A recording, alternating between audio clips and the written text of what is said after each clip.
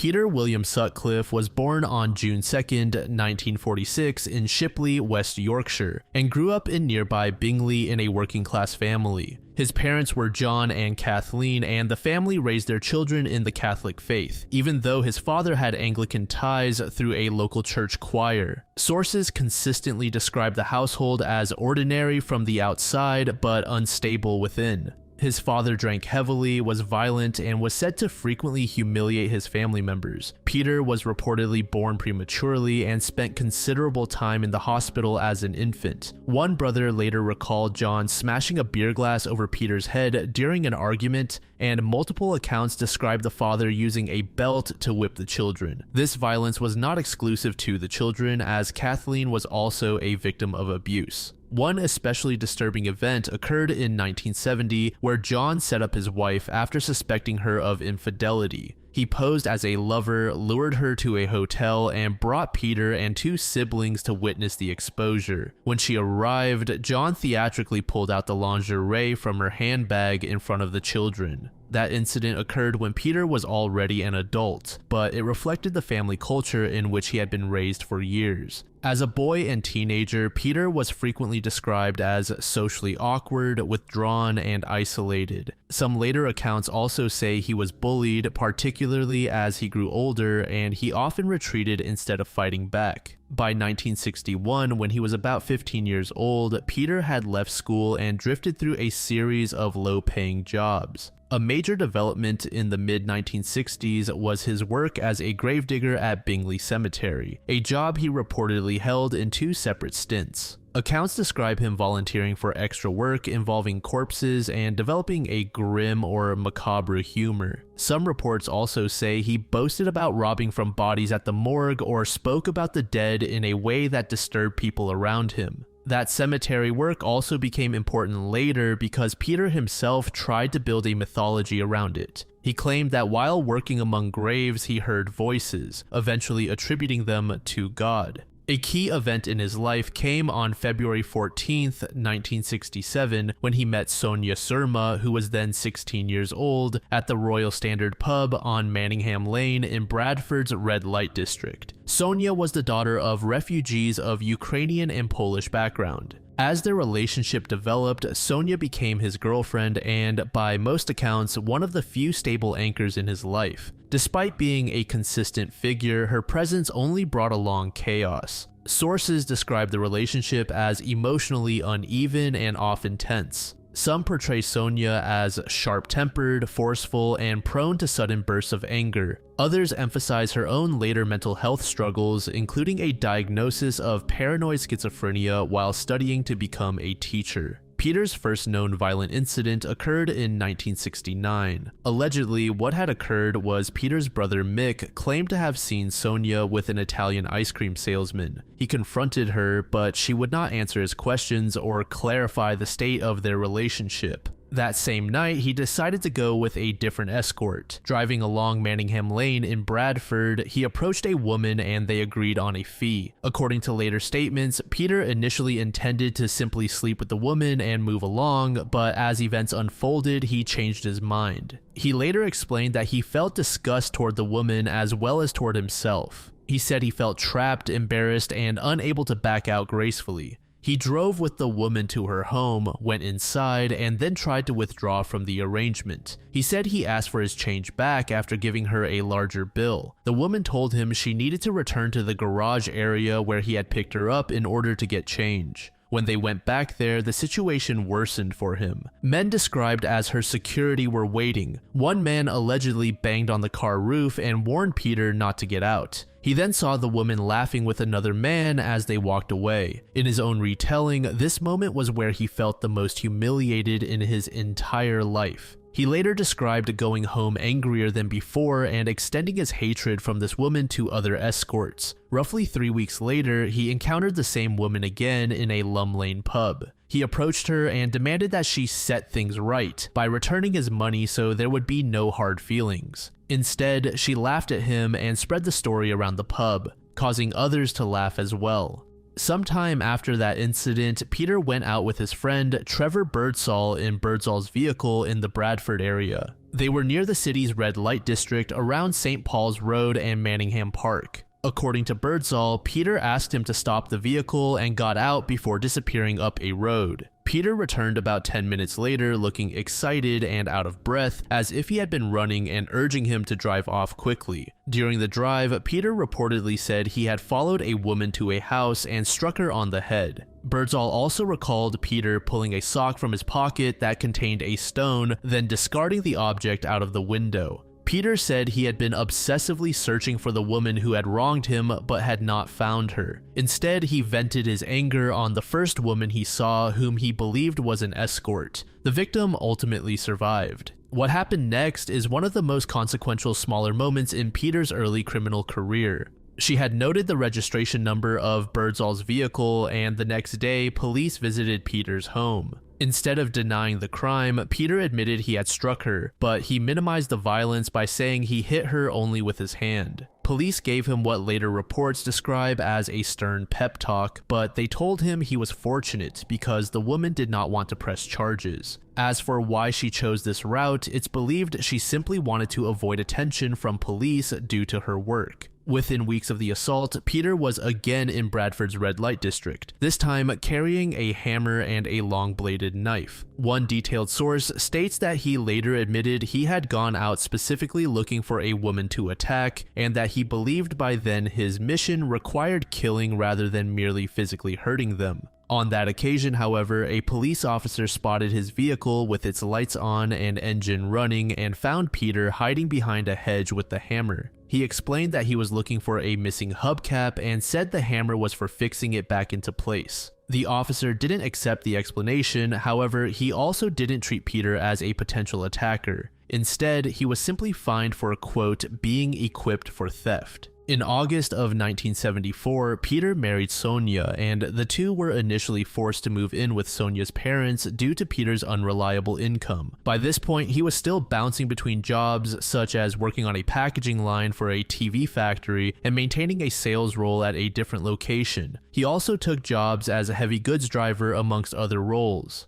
Sonia's condition was also deteriorating. She had been formally diagnosed with paranoid schizophrenia, and in 1975, the couple were told that Sonia was unable to have children. Whether this information served as a direct trigger for Peter's subsequent actions is unclear, but it certainly did not help his own unstable mind. Almost immediately after finding out about this news on July 5th, Peter came into contact with a woman named Anna Rogolski in Keighley, West Yorkshire. Anna was a 36-year-old divorcee and had recently gotten into an argument with her boyfriend. She decided to visit his home, but received no answer when she knocked on his door. As she stood outside trying to decide what to do, Peter approached from behind and struck her on the back of the skull. Once she collapsed, he lifted her skirt and mutilated her genitalia and stomach with a knife. A nearby neighbor noted the noise and stepped outside. He was close enough to where he could hear Peter and Anna, but could not make out exactly what was happening. Peter calmly reassured the man that everything was fine, waited for him to go back inside, and then slipped away. Anna was later found by a passerby and was rushed to the hospital in critical condition. Surgeons worked on her for 12 hours and she was able to survive. The only description police obtained was a vague account of a man in his late 20s, about 5 feet 8 inches tall, wearing a jacket.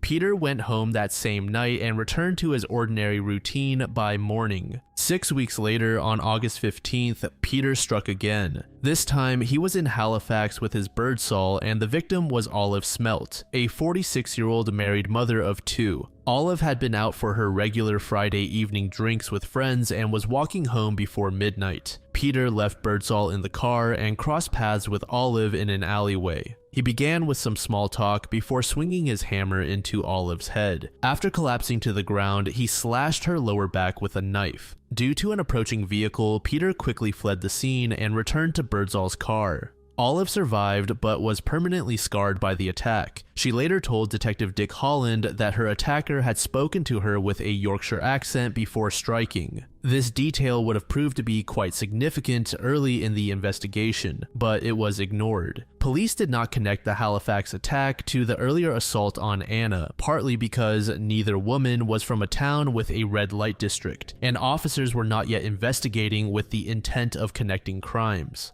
2 weeks later, Peter became even more bold and committed his most reckless assault at that point. In the village of Silsden, he attacked 14-year-old Tracy Brown as she walked home along a country lane. He had walked alongside her for almost 30 minutes, pretending to be a local resident. He then struck her 5 times on the head with the hammer just before she reached her house. Yet again, Peter fled when he noticed a car in the distance. Tracy was left in critical condition but survived after brain surgery. Interestingly, after recovering, she was able to give a remarkably precise description of the attacker, noting a gap in his teeth and what she described as an insipid voice. A composite image was created based on her description and circulated through town. Peter's own mother-in-law showed it to him and commented on the likeness, at which he reportedly laughed. Despite the quality of the description, police never formally connected the Silsden attack to the emerging series. Then on October 30th in Chapeltown, Leeds, Peter's actions reached a point of no return. It involved Wilma McCann, a 28-year-old woman and mother of 4 children who lived on Scott Hall Avenue.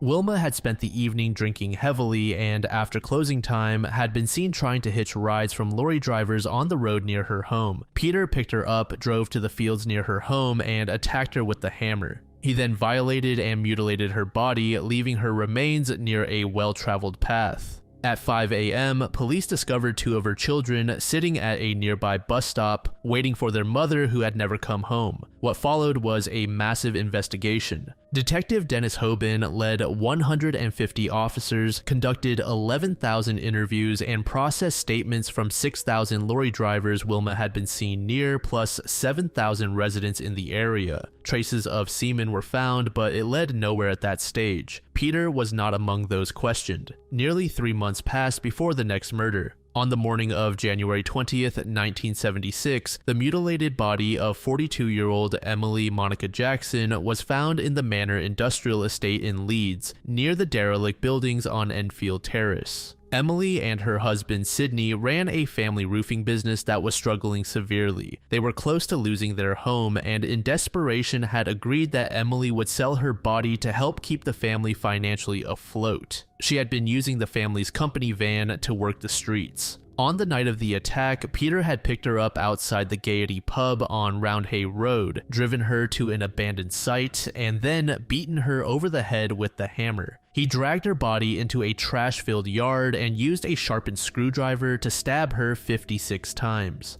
After she was dead, still in a rage, he stomped on her thigh, leaving behind key evidence in the form of a Dunlop Warwick Wellington boot print. Detective Hoban saw the similarities and formally linked Emily's murder with that of McCann's, officially ushering forward the idea of a serial killer. During this period, Peter was still struggling with work. The crimes were draining him psychologically, and he found it increasingly difficult to function normally. On March 5th, 1976, he was dismissed from his delivery driver job for stealing used tires. He remained unemployed until October when he secured a position as an HGV driver for a company called Clark Holdings on Canal Road Industrial Estate in Bradford. A couple months later, on May 9th, Peter attacked 20-year-old Marcella Claxton in Roundhay Park, Leeds. Claxton was walking home from a party at around 4 a.m. and accepted a ride from Peter. When she got out of the car, he struck her from behind with the hammer. She was conscious as she lay bleeding on the ground.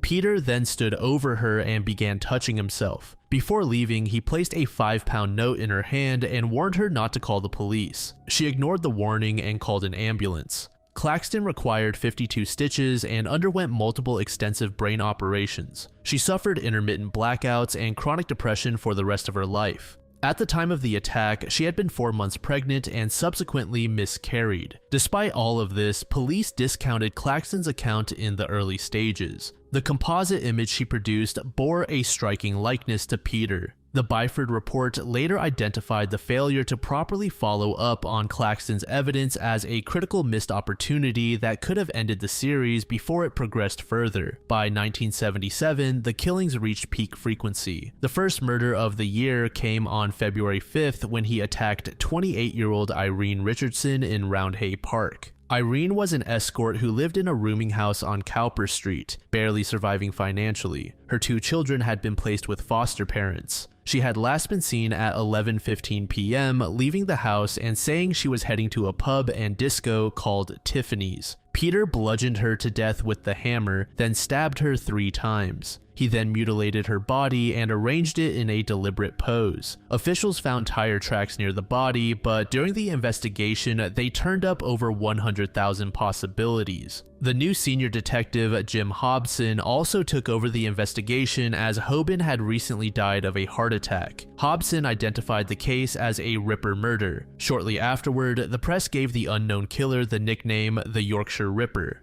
On April 23rd, Peter committed his first indoor murder. He picked up 32-year-old Patricia Atkinson, known as Tina, on Manningham Lane in Bradford and drove her to her own flat. Because every previous attack had taken place outside, Tina had considered herself safe working from her home. Yet again, Peter struck her on the back of the head multiple times with the hammer, then stabbed her 6 times. Detectives found a size 7 Dunlop Warwick boot print on the bedsheets, matching them with the print found on Emily Jackson's thigh. Then came the murder of 16-year-old Jane McDonald, which shifted the public atmosphere around the case dramatically. On the night of June 25th, Jane had been out with friends at the Hofbrauhaus, a German-style beer keller in central Leeds. She missed the last bus home, tried and failed to find a taxi, and eventually decided to walk. At around 2 a.m. on Reginald Street, Peter saw her and struck her from behind. He dragged her body to a more secluded area and stabbed her repeatedly and left a broken bottle embedded in her chest. Her body was discovered at 9:45 a.m. the following morning by children playing in the area. The discovery of a teenage girl with no connection to illegal work destroyed the framing that had allowed some of the public to rationalize the earlier murders. As local journalist Henry Matthews later said, prior to that point, the fear had been exclusively felt by working escorts, but from Jane McDonald on, there was this feeling that no woman was safe. Jane's father, who had made a personal pledge to catch the killer, reportedly died of a broken heart just 2 years after his daughter. Authority over the investigation then shifted to a man named George Oldfield, who personally promised Jane's family that he'd find the killer. Peter's next attack came just 2 weeks later. On the night of July 10th, he offered a ride to 43-year-old Maureen Long as she left a nightclub in Bradford. She asked to stop so she could find a restroom, but when she stepped out, Peter hit her in the head, knocking her unconscious. He did not complete the attack because a barking dog alerted the area and he fled. Long was found suffering from severe hypothermia and was hospitalized for 9 weeks. A night watchman later told police he had seen a white car with a black roof leaving the scene. This report was consistent with Peter's vehicle at the time. However, the watchman incorrectly identified it as a Ford Cortina Mark II, a car so common among taxi drivers that it redirected resources toward the wrong group of suspects entirely. One entirely innocent taxi driver was placed under 24-hour surveillance for an extended period as a direct result. By October, Peter expanded his territory by murdering 20-year-old Jean Bernadette Jordan in Moss Side, Manchester, marking his first killing outside of West Yorkshire. Shortly after 9 p.m., he picked her up while cruising the area and drove to a parking lot near a cemetery on Princess Road. He initially hit her once on the head with a hammer, then struck her 10 more times. Moments after killing her, he hid her body in the scrubs, intending to return for a £5 note he had given to her prior. But after a week had passed, he still had not yet returned. A little over a week later, on October 9th, after hosting a family housewarming party, he drove back to the scene to search for the note. He couldn't find it as Jordan had hidden it in a secret compartment inside her handbag. Enraged, he stripped her body and attacked it with a knife and a broken pane of glass. The following morning, Jordan's body was discovered by a local dairy worker named Bruce Jones, who later became a well-known actor. Within days, the note was found in the hidden compartment of her bag. Police analysis traced it to batches distributed through Midland Bank branches in Bingley and Shipley, and then narrowed the field of possible recipients to approximately 8,000 employees at companies that had received wages from those branches. Over the following weeks, detectives interviewed 5,000 men, including Peter. He met with police at his home, offered the housewarming party as his alibi for the night of the murder, which was confirmed by Sonia and was eliminated from any suspicion. Peter then took a month off from killing, re-emerging on December 14th. He agreed to a price with 25-year-old escort Marilyn Moore and drove her to Wasteland in Scott Hall, Leeds. His first hammer attack failed to render her fully unconscious, and her screams set off a nearby dog, which brought enough noise that he fled. Moore survived with severe head injuries and provided police with a detailed description of her attacker and his black Sunbeam Rapier car. Tire tracks at the scene matched those found at previous murder locations. The composite produced from Moore's account yet again bore a strong resemblance to Peter. Had it been meaningfully cross-referenced with earlier composites, investigators would have seen a consistent pattern converging on the same man. Less than 6 weeks after the attack on Marilyn, Peter killed again. On January 21, 1978, he murdered 21-year-old Yvonne Ann Pearson, a Bradford escort and mother of 2. He picked her up near Lum Lane and drove to a dumping ground off Arthington Street, where he struck her repeatedly over the head with a ball-peen hammer. He then jumped on her chest, fracturing her ribs, pulled stuffing from the horsehair filling of a discarded sofa and forced it into her mouth, and hid her body beneath the sofa itself. He intended on going further, but was interrupted and forced to flee the scene. Because of this, when Yvonne's body was finally discovered more than 2 months after her death, police were initially uncertain whether to classify it as a Ripper killing. Just 10 days later, Peter killed 18-year-old Elena Helen Ritka, an escort who worked with her twin sister, Rita. The twins had developed a safety system, working in pairs, taking turns with clients while the other waited nearby in order to monitor the area and situation. On the night of January 31st, Helen had finished with a client and was standing near Garrard's Timber Yard on Great Northern Street waiting for her sister to return. That's when Peter pulled up in his car. Helen got in and the two drove around the yard. As she exited the vehicle, he struck her on the head 5 times with the hammer. She collapsed but was not immediately dead. He then violated her as she lay incapacitated on the ground. After she staggered to her feet, he struck her again on the back of the skull, retrieved a knife from the car, and stabbed her repeatedly. He covered Helen's body with asbestos sheets and stacked timber on top of it. It was discovered by a police dog 3 days later. Rita, Helen's twin, had been too frightened to report her sister missing immediately as she feared police attention. She waited 2 days before contacting authorities. Helen's murder was followed by a break of over 2 months. Then on the evening of May 16th, Peter attacked 40-year-old Vera Millward in Manchester. She was a mother of 7 who was in chronic physical pain following a recent surgery. She told her boyfriend she was going out for cigarettes at around 10 p.m. and never returned. Peter picked her up and drove her to the parking compound of Manchester Royal Infirmary in Chorlton on Medlock. He attacked her with the hammer and then used a screwdriver and knife which effectively disemboweled her. Vera's screams were heard by a father and son who had come to the hospital to visit a relative, but they ignored them. Yet again, tire tracks matching previous crime scenes were found.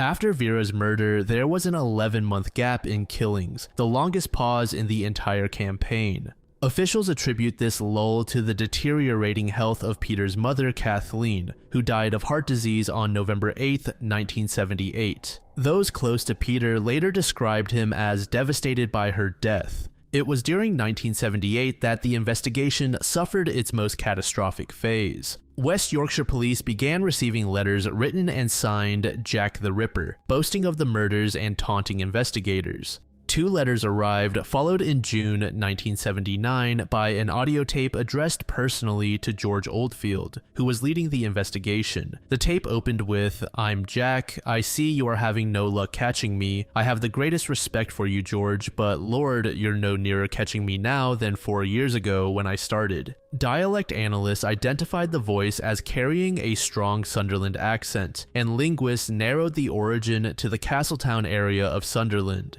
Despite warnings from FBI profilers and multiple specialists that the tape was almost certainly a hoax, Oldfield doubled down. The tape was turned into a £1 million publicity campaign. It was played at press conferences, reproduced on posters and billboards across northern England, and broadcast repeatedly on radio and television. When the voice was played at one press conference, approximately 50,000 calls flooded police lines. This was the last thing that a case already drowning in paperwork needed. A further complication made the tape temporarily credible. Analysis of saliva on the envelopes showed the sender had a blood type matching traces left at several of Peter's crime scenes, a blood type shared by only 6% of the population. It was a coincidence so striking that it seemed impossible to many investigators. The creator of the tape, it later emerged, had obtained details about the crimes from local newspaper coverage and rumors rather than any insider knowledge. The maker was eventually identified as John Samuel Humble, an unemployed alcoholic who lived on the Ford estate in Sunderland. He was identified in 2005 when DNA extracted from the envelope saliva was matched to a sample in the national database taken from Humble after a drunk and disorderly arrest in 2001. He was charged on October 20th, 2005 and was sentenced to 8 years in prison. Humble later said the whole thing had started as just a prank, and that when police took the tape seriously, he had tried twice to convince them it was a hoax, but the more he protested, the more convinced they became it was genuine. He died on July 20th, 2019 at the age of 63. It was later concluded that this hoax directly enabled the deaths of at least 3 more women.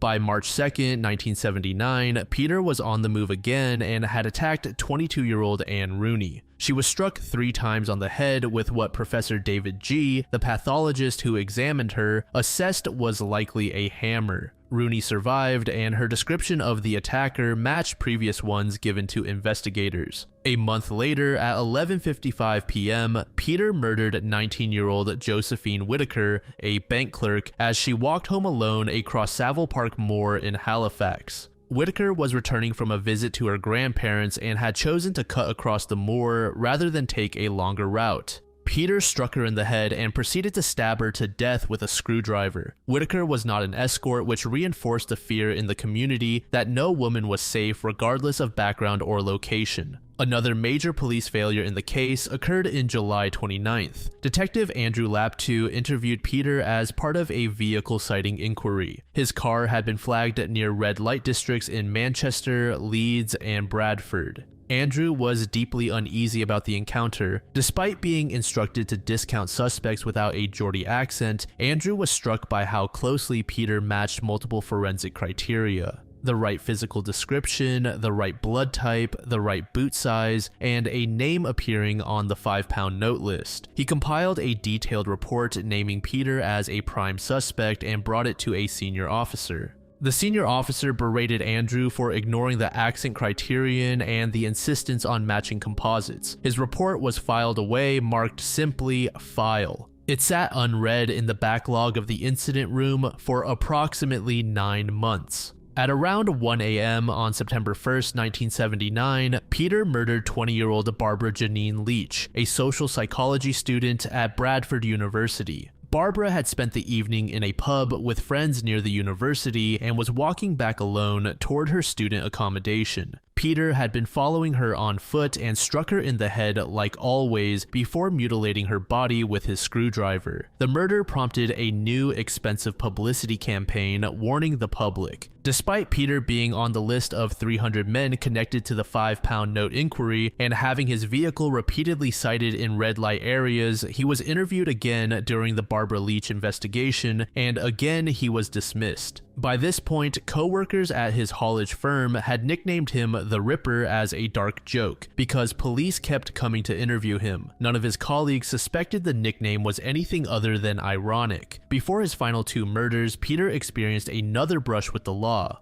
On June 26, 1980, he was stopped while driving and tested positive for alcohol and was arrested. He was awaiting trial for this offense, which was scheduled for January of the following year. In the meantime, specifically on August 20th, he killed 47-year-old Margaret Walls, a civil servant who was working late and walked home at night. She left her office sometime between 9:30 and 10:30 p.m. and was walking along a well-lit street when Peter approached from behind and hit her on the head. He continued to beat her while shouting obscenities at her, claiming that she was an escort despite her having no connection to that line of work. This time, Peter had forgotten to bring his knife or screwdriver, so he improvised. Using some rope, he fastened it to Walls' neck and dragged her 20 yards up a driveway and strangled her to death. He stripped the body and hid the remains under grass and leaves. Because strangulation was not an established method of killing in the Ripper murders, police were initially reluctant to connect her death to the previous ones. Toward the end of the year, Peter attacked 4 additional people, but failed in actually killing 3 of them. The one death was 20-year-old Jacqueline Hill, who was studying at the University of Leeds. On November 17th, she was returning home after a seminar and decided to stop by a restaurant to eat.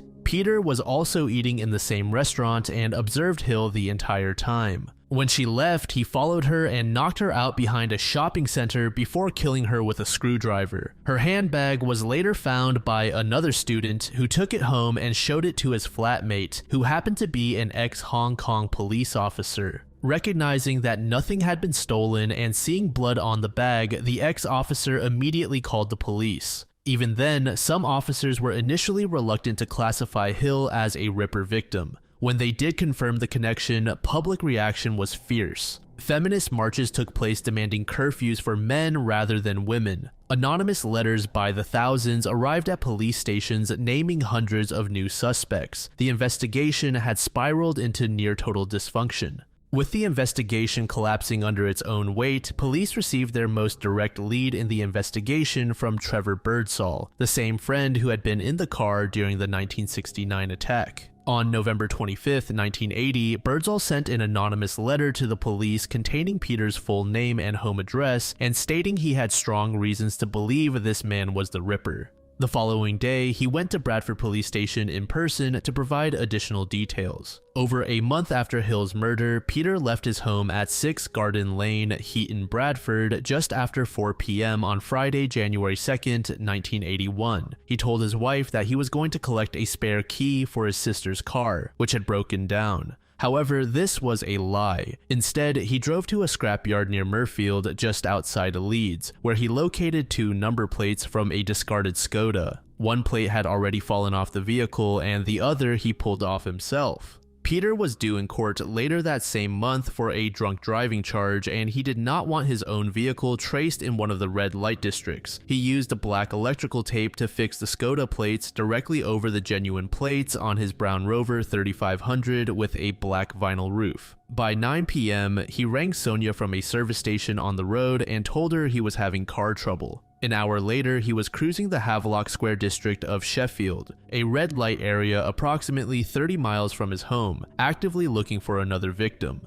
The first woman he approached that evening was 19-year-old Denise Hall. He pulled up to the curb and asked if she was doing business. Hall leaned down over his window, took a look, and said sorry before walking away. She later stated that his face had some sort of deeply unsettling quality about it that triggered immense fear. A short distance away on Broomhall Street, 24-year-old Olivia Reavers saw the Rover slow at the curb. The two agreed on a price, and Olivia stepped inside the car. They drove roughly half a mile to Melbourne Avenue, a quiet, obscured road. Peter paid and then asked if she minded if they talked for a moment. He said his name was Dave and that he had argued with his wife, though he did not say why. He asked Olivia for her name and she gave him a fake one. Peter attempted to engage in intimacy but was unable to perform. As they settled back into conversation, the interior of the car was abruptly illuminated by headlights. Another vehicle had turned into the driveway and parked nose to nose with Peter's Rover. Sergeant Robert Ring, a 26-year veteran of South Yorkshire Police, and Constable Robert Hydes had begun their night shift at the nearby Hamerton Road Police Station at 10 p.m.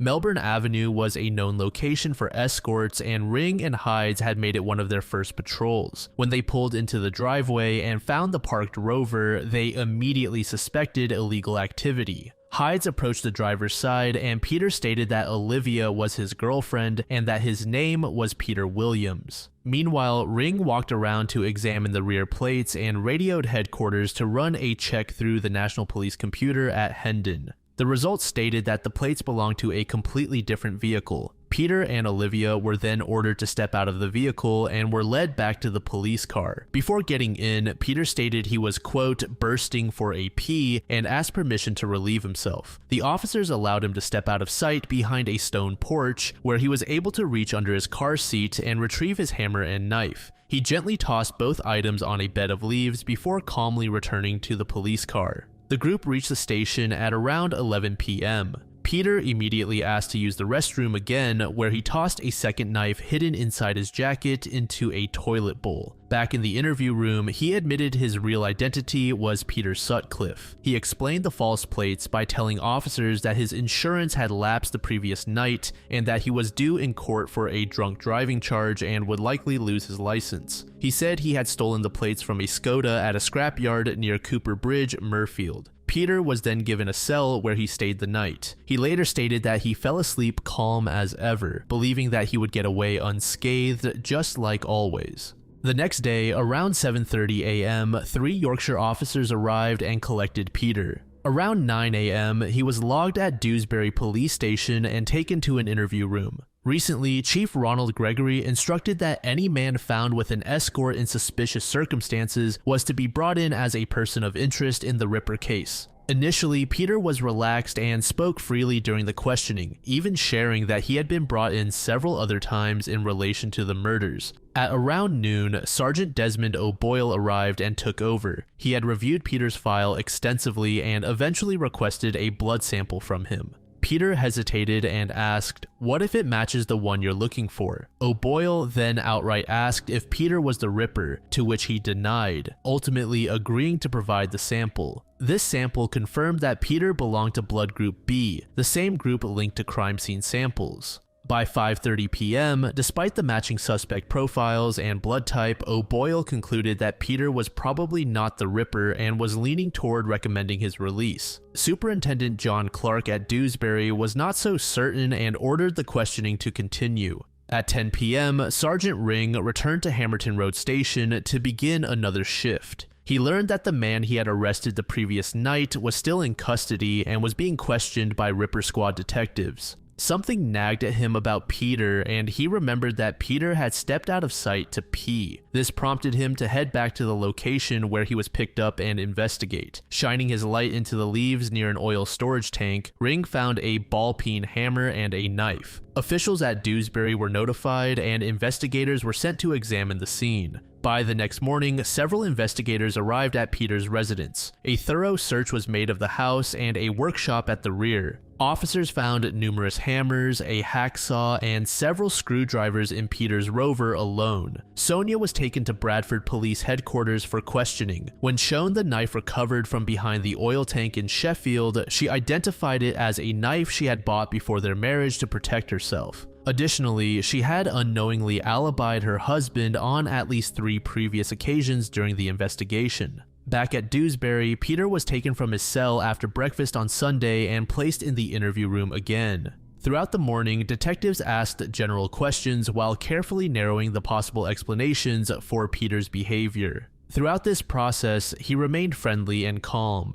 After lunch, the questioning shifted gears. Officers focused on November 5th, 1980, and the attack on Teresa Sykes in Huddersfield. Peter insisted he had been home by 8 p.m., which is roughly when the attack should have occurred. But for the first time in any of his previous interviews, Sonia's account contradicted his. She had told officers in Bradford that she clearly remembered him walking through the kitchen door that night at 10 p.m. The officers let that discrepancy hover without immediately confronting him with it. They then turned the conversation to Jacqueline Hill's murder in 1980. Yet again, Peter said he was at home with his wife. At this point, investigators began to press him, stating that they found it strange that all of his alibis were the exact same. Peter simply responded that he wasn't fond of going out at night and always stayed home when not working night shifts. Then came the turn. Officials said they were not satisfied with Peter's account of the Sheffield evening. Peter repeated his story, saying 3 young men had paid him £10 to drive them to Rotherham and Sheffield, and he had only gone with an escort afterward on impulse using their money. Boyle told him directly, "I believe you went to Sheffield on Friday night with the sole purpose of picking up an escort." Peter denied it. Peter's fake plates were then brought up, and one detective accused him of intentionally concealing the identity of his vehicle in order to commit a crime.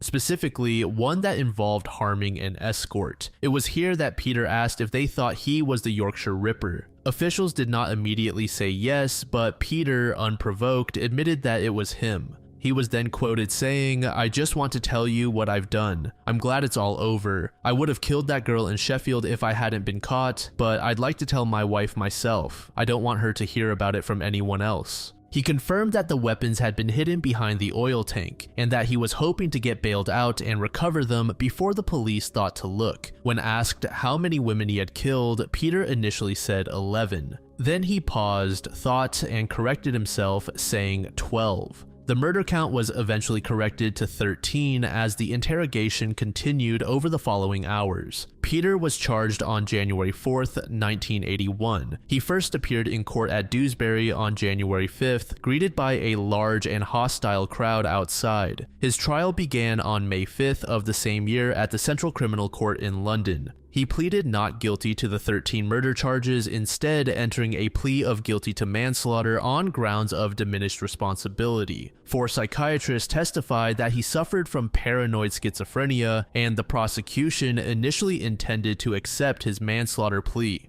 However, Judge Leslie Boreham rejected this arrangement and insisted the case go before a jury. The jury rejected the psychiatric defense. They had reportedly been influenced by the testimony of a prison officer who overheard Peter tell his wife that if he convinced people he was mad, he might only serve 10 years. After 2 weeks of proceedings, Peter was found guilty of all 13 murders on a majority verdict and sentenced to 20 concurrent life sentences. Justice Boreham recommended a minimum of 30 years before any parole consideration, declaring that Peter was beyond redemption. In March 1984, Peter was transferred from HM Prison Parkhurst to Broadmoor High Security Psychiatric Hospital after being formally diagnosed with paranoid schizophrenia. During his years at Broadmoor, he was assaulted multiple times by fellow patients. In 1997, fellow inmate Ian Kay attacked him with a broken coffee jar, permanently blinding him in his left eye. In August 2016, a medical tribunal ruled that Peter was no longer in need of psychiatric treatment, and he was transferred to HM Prison Frankland. In 2010, the High Court had already converted his sentence to a whole life order, confirming he would never be released under any circumstances. He ultimately died on November 13, 2020, at the University Hospital of North Durham at the age of 74. The immediate cause of death was complications from diabetes, made worse by an infection.